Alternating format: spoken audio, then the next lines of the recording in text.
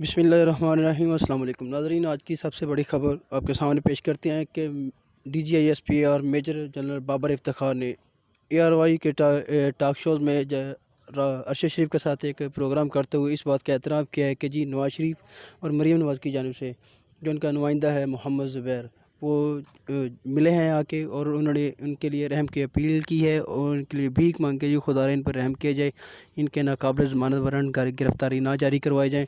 या एहतसाब अदालत के जज को मैनेज किया जाए, हाई कोर्ट के अदालत के जज जितने भी हैं उनको मैनेज किया जाए और खुदा नवाज शरीफ पे रहम किया जाए। एक बार उनको मौका दिया जाए, उनकी जितनी भी सज़ाएँ हैं उनको ख़त्म करवाया जाए और जिस तरह भी है इन जजेस को मैनेज किया जाए। नाज़रीन, ये इस बात की तरदीद है कि जो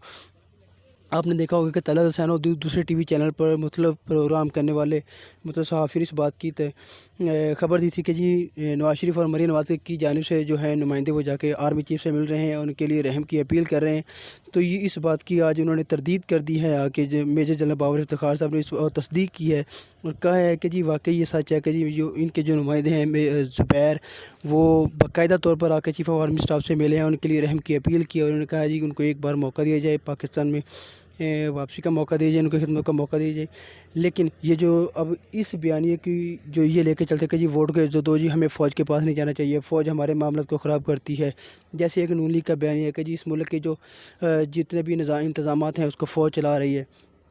उस बयानी को कितनी तक़वियत मिलेगी। हालांकि ये ख़ुद फ़ौज की कोख में पलने वाले हैं, फ़ौज की कोख में जन्म लेने वाले हैं। हत्ता कि देखा जाए तो जो नवाज़ शरीफ का जन्म है वो लगता है सियासत में जो जन्म है वो फ़ौज की गोद में ही पला बड़ा है। जिलानी साहब के गोद में ये पैदा हुए हैं और फिर तरह जनरल याहिया ने इनकी परवरिश की है। ये है इनका कैरियर और वहाँ से लेके आज तक ये फ़ौज की वजह से ही सदारत में रहे हैं, वजारत में रहे हैं। तो अब ये किस मुँह से कहते हैं कि जी फ़ौज ने ये करना चाहिए, फ़ौज को वो नहीं करना चाहिए। आज मरीम नवाज़ ने भी जो है वो बाहर निकल के ये कहा था कि जी हमें फ़ौज के पास नहीं जाना चाहिए, जितने भी मामला थे वो पार्लियामेंट में हल होना चाहिए। आज इस बात को सच साबित कर दिया है आर्मी चीफ के जो आर्मी के जो नुमाइंदे हैं मेजर जनरल बाबर इफ्तिखार ने। उसने बाकायदा तौर पर अरशद शरीफ के प्रोग्राम में जो कि कुछ देर में शुरू होगा, आप मुकम्मल इंटरव्यू सुन सकते हैं, उसमें बाकायदा तौर पर ये कहा है कि जी इस तरह करके ये मरीम नवाज़ और नवाज़ शरीफ के लिए बंदे जो हैं वो GHQ में आते हैं और उनसे रहम की अपील करते हैं। तो अब ये देखना होगा कि नवाज़ शरीफ हैं,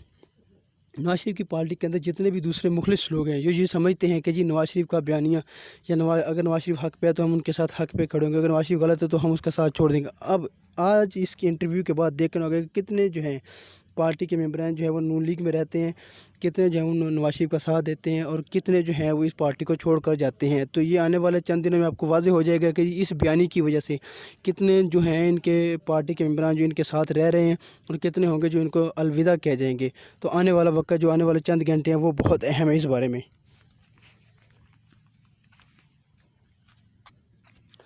अगर देखा जाए तो आज तक जितनी भी इनको वजारतें मिली हैं ये फ़ौज की ही वजह से ये वजारत उज़्मा भी आते रहे हैं, वज़ीर आला पंजाब भी बने हैं तो वो भी फ़ौज की ही वजह से बने हैं। सन 1999 में जो इलेक्शन हुआ था उसमें भी ISI ने ही इनको पैसा दिया था, तो ये इन्होंने इलेक्शन कैंपेन की थी। तो आज ये किस मुँह से कह रहे हैं कि जी फ़ौज ये करना चाहिए। आपने ये देखा होगा जो APC के अंदर भी जो परसों नवाज़ शरीफ साहब ने तकरीर की थी उसमें उसने फ़ौज को बाकायदा तौर पर मुर्दे इल्ज़ाम ठहराया था कि जी फ़ौज हमारे तमाम मामलात में मुदाखलत करती है। उससे कुछ दिन पहले जो है वो ज़ुबैर साहब जो जाके मिल कर आए हैं DGI-SPR से भी कि जी कि जिस तरह भी हो सकता है एहतसाब अदालत के जज को मैनेज करें। लाहौर हाई कोर्ट के अपना वो इस्लामाबाद हाई कोर्ट के जजेस आमिर कियानी और दूकर उन पर अपना असर रसूख इस्तेमाल किया जाए, उनको मैनेज किया जाए, उनको कहा जाए कि जो नवाज़ शरीफ के नाकाबिल ज़मानत वारंट गिरफ़्तारी हैं वो जारी ना किए जाएँ। तो इस तरह जो है नवाज़ शरीफ जो है वो अपने सियासी बयानी की वजह से ख़ुद ही मौत की घाट उतरने जा रहा है। नाज़रीन, आप देखेंगे कि इनका हश्र क्या होता है। आने वाले जो चंद घंटे हैं, चंद दिन हैं, वो बहुत अहम है इस बारे में। नाज़रीन, पिछले दिनों नजम सेठी ने अपने प्रोग्राम में बात करते हुए बताया था कि नवाज़ शरीफ असल में पाकिस्तान में चाहते क्या हैं। नवाज़ शरीफ असल में पंजाब में भी वही फाटा बलूचिस्तान वाले हालात चाहते हैं कि पाकिस्तान में जो है वो FATF के मतलब जो कानून साजी है वो ना हो, पंजाब में फाटा के तरह के हालात पैदा हो जाएं। तो इस्टब्लिशमेंट जो है وہ مجبور ہو کر دوبارہ مجھے لانے میں مجبور ہو جائے کہ مجھے واپس وہ پاکستان میں لے کے یا مجھے اقتدار میں دوبارہ لے کے آئے۔ تو ناظرین اس طرح ہے ان کا یہ بیانی ہے، اوپر سے کچھ ہے اور اندر سے کچھ ہے۔ اصل میں ان کا جو سیاسی چہرہ ہے وہ فوج کی وجہ سے ہی سامنے نظر آتا تھا، لیکن اب یہ اپنے کرتوتوں کی وجہ سے ہی پیچھے جا رہے ہیں۔ تو اب یہ دیکھیں کہ جو طلعت حسین نے خبر دی تھی اس کی بھی تصدیق کی، پھر آپ نے دیکھا ہوگا کہ صدیق جان نے بھی اپنے کئی ویڈیوز میں اس بات کا ذکر کیا تھا کہ جی یہ فوج سے جا کے ملتے ہیں، فوج کے ساتھ اپنے یہ معاملہ سیٹ کرنے کی کوشش کر رہے ہیں، لیکن فوج جو ہے وہ اس وقت ان کو آگے سے گھاس نہیں ڈال رہی۔ تو لیکن انہوں نے اس بات کی تردید کی، جی نہیں جی ہم نہیں ان کے پاس گئے، ایسا ہوا وہ ہوا۔ حالانکہ احسن اقبال سے آپ نے دیکھا کہ شیخ رشید صاحب نے بھی کہا تھا کہ احسن اقبال اور خواجہ آصف براہ راست جا کے ملیں، لیکن آج دیکھا کہ آپ نے کہ احسن اقبال نے بھی کہہ دیا کہ جی نہیں جی شیخ رشید صاحب جو جھوٹ بول رہے ہیں۔ تو ناظرین جب شیخ رشید صاحب جھوٹ بول رہے ہیں تو پھر میجر بابر افتخار صاحب نے جو کہا ہے تو پھر